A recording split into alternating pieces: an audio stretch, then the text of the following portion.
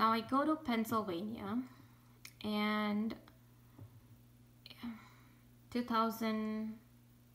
late 2005 I go to Pennsylvania, and I went to Hatfield Village Apartments. I saw many Indian girls there. They were normal with me initially, like for a week, I believe at least. And I just remember Samir and his sister, how his sister had asked the other girls to come over to her house to watch a movie, and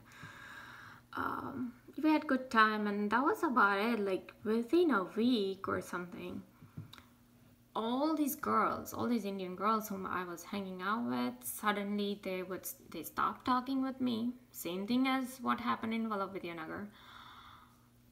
And Samir's sister, I saw her once in the community college that I used to go to, Montgomery Community College, back in 2005.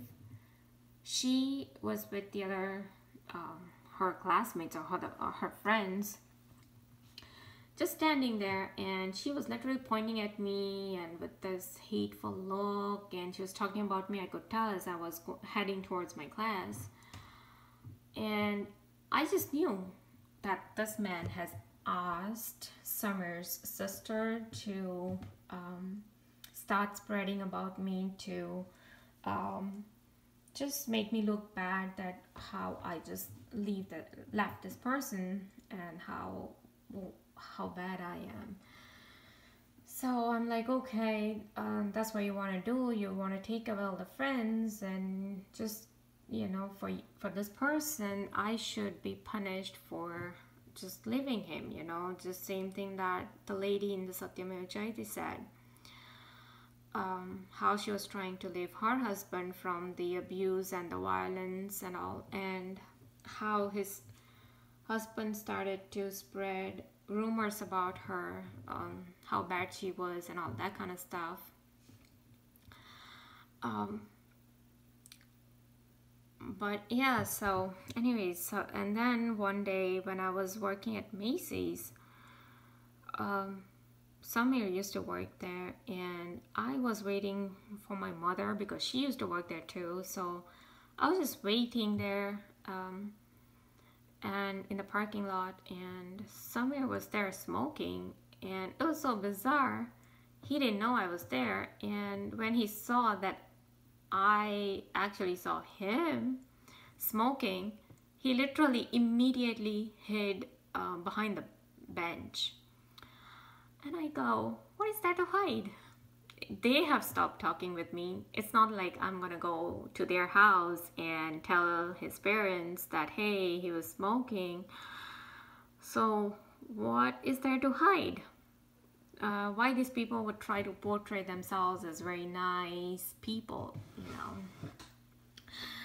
know. But obviously, maybe it was hardwired in their brains by this man that you just have to show yourself as if you're just nice person or something. I don't know, it's so bizarre that he hid himself. And then the very next day when I saw him in the college, he was just smoking. He didn't care that I was watching him.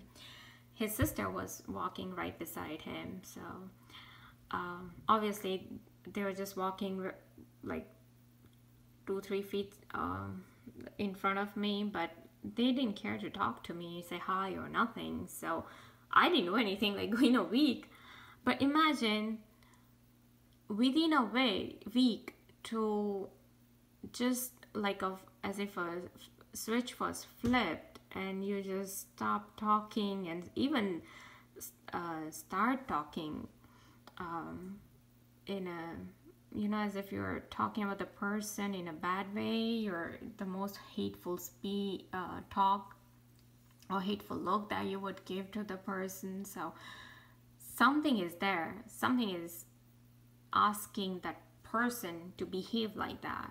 And it's like a wildfire. Like, you know, I just moved from New Jersey to Tennessee to Pennsylvania, and now all this just starts to happen like within a week. Who's spreading it? Who knows that I moved there? who's monitoring me, who's watching me?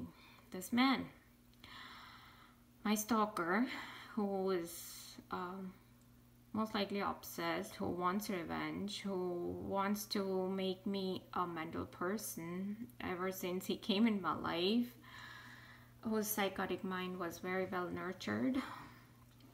And no wonder this man is actually working a behavior modification or behavior health system somewhere in Maryland. Yet again, a synchronization. And those boys, you know, there were 3 Indian boys in where I used to work at Macy's. They literally, it was 11:30 p.m. at during Christmas time, and they said, "Let's go home fast. We have to call. We have to call Murugesh." Yes, literally they said this man's name, and I could not believe. I'm like, yes, Murugesh is keeping in touch with these people, and he was giving exactly all kind of instructions, what to do, how to behave, what not to do. I mean, this man was in India, and 11:30 p.m. is like 10:30, 10 o'clock in India at that time. So 10 a.m. in the morning. So that kind of makes sense that why those people wanted to rush to home to call Murugesh. So yet again a link between those people at Hatfield Village Apartments and the Macy's acting up. And I used to get a ride from one of the guy, Hiren Patel, or sometimes his brother, from Macy's to our apartment, even my mother too, because my mother also used to work at Macy's. So one day when this Hiren Patel's brother was giving me a ride back home, literally he told me a story that, you know, once there was a girlfriend, once there was a boyfriend, and the girlfriend left the boyfriend. So the boyfriend called the girlfriend to a hotel and he killed her. So, and then he just nodded his head, and I'm like, okay. And I just, because my house was there, so I just stepped out of the car. And so I knew, so that this man will kill me. That was the clear message that Hiren Patel's brother wanted to give me, that this man will kill me if I don't go back to him. So, yet again, trailcrumbs of evidence leading to this man who has tortured me non-stop, day and night, right from 2001, changing my course of actions, because when these people behave in some way, I'm going to react in some way. So this man is actually responsible for a lot of the decisions that I took in my life. A lot of the,